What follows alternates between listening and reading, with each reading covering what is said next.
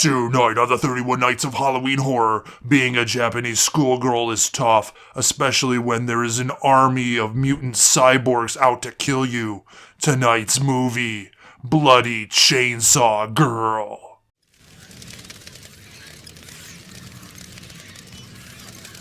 Hello everybody and welcome back to another episode of the 31 Nights of Halloween Horror!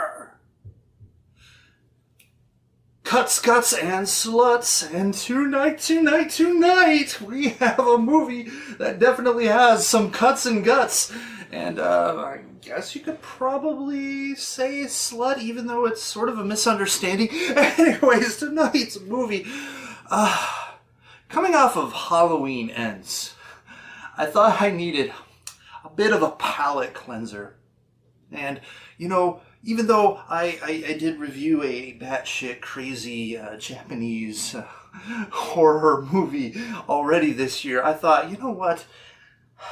I've actually haven't done as many batshit crazy Japanese horror movies as I've done in years past. And so I thought, you know what? We're going to fix that. So we're going to review tonight a batshit crazy Japanese movie called Bloody Chainsaw Girl. Yes, Bloody Chainsaw Girl. A movie whose title is definitely something to live up to, right? So let's talk about this movie. What is this movie about? Well, it starts off with a girl, I guess she's a delinquent girl, and she is from a family whose business is architectural deconstruction, so she carries a chainsaw with her because why not? Anyways, she is on her way to school because she needs to take up a makeup exam so that she can graduate. However, on her way to school, she is ambushed by a group of mutant cyborgs, and a bloody battle commences. Apparently, the person who is creating the mutant cyborgs, whose name is Nero, wants her dead. Yes, wants her dead for some reason that is unknown to our protagonist and to the audience, but reveals later.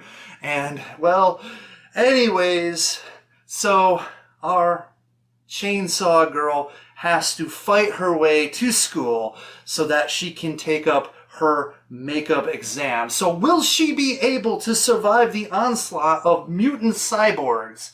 Will she be able to take her makeup exam? Will she pass? Will she be able to graduate? Will she live to see the end of the day? Well, you'll have to watch the movie to find out. So, let's get those scores out of the way.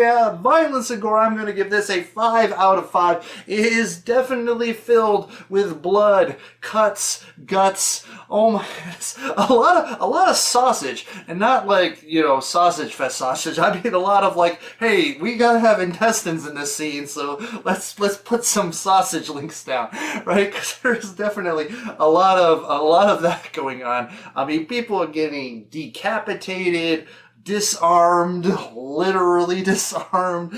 We've got just people getting cut in half. I think Toys will maybe sawed is more like it. I mean, it is definitely a bloody movie. However, I do have to preface that there is a lot of CGI blood, a lot of CGI special effects, and a lot of bad CGI special effects. But still, the amount and the ridiculousness of it, I mean, come on, it's a 5 out of 5. It's probably even more than that, but definitely delivers on the bloody and the chainsaw and the girl part of the movie. So it's already living up to its name, unlike a certain movie. Yeah, anyways. So moving on to shock value, I'm going to give this a 3 out of 5. My goodness, there is a scene in this movie.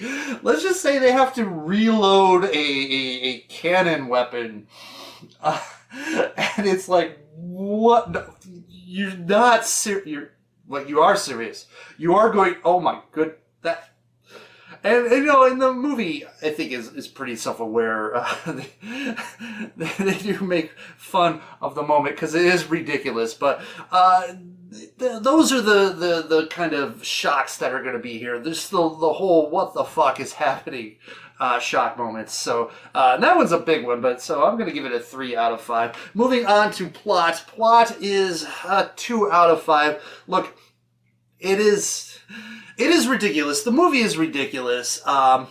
There's a lot of like flashbacks. I mean, this lead character, she has probably the worst memory in the history of the universe, especially based on like what actually transpired that was the catalyst, which also is really stupid. Like the reasoning behind the Nero's rampage is quite ridiculous. And I know that the plot also tries to, have a message about like anti-bullying and also being proud of like the school groups that you were in and things like that. And it's definitely a comedy, and it's not serious, and it's somewhat self-aware, but it's still, the plot is really, really not that great. So, 2 out of 5.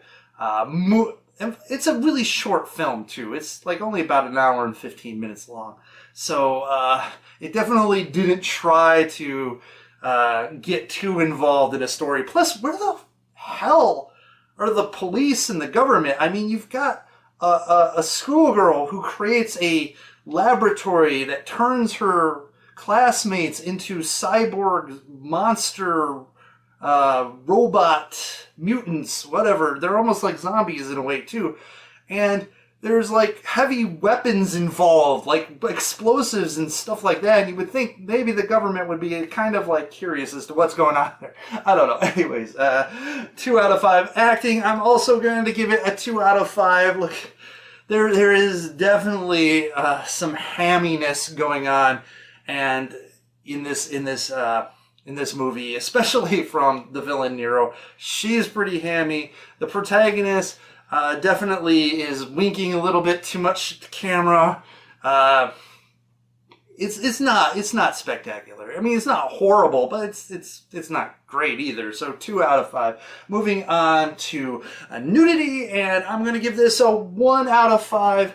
Look, there is a scene. It's just one scene, and it's basically one of the ninja cyborg monster people.